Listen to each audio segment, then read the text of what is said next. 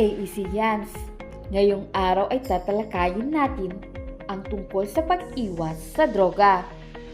Alam niyo ba na ang droga ay may masamang epekto sa ating katawan?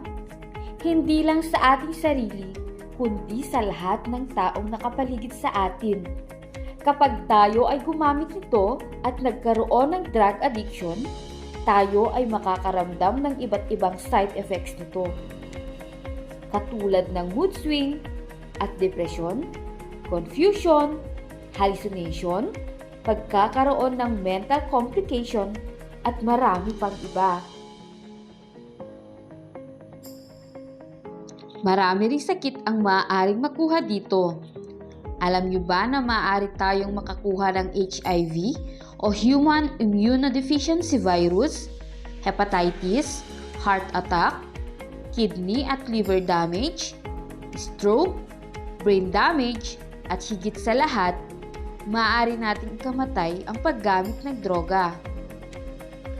At dahil maaapektuhan ng husto ng droga ang ating pag-iisip, maaari tayong makagawa ng hindi maganda sa ating kapwa na hindi natin namamalayan.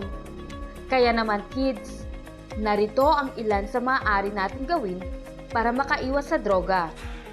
Pumasok sa eskwelahan at mag-aral ng mabuti.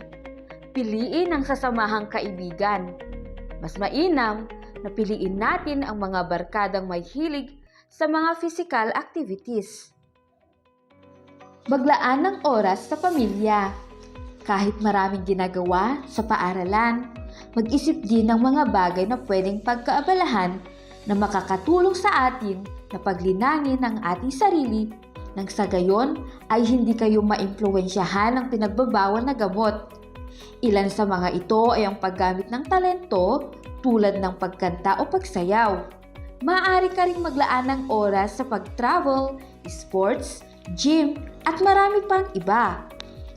Kung may mabigat na pinagdadaanan, mabuting kumausap ng mabuting kaibigan o di kaya'y sabihin sa mga magulang o mas nakakatanda para tayo ay mabigyan ng pangaral at mga hakbang kung ano ang mabuting gawin para hindi makagawa ng dahilan ng mga maling desisyon gaya ng paggamit ng droga.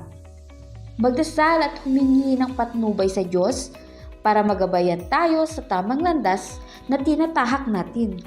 Tandaan, sa ating sarili nakasalalay ang ating magandang kinabukasan. Salamat!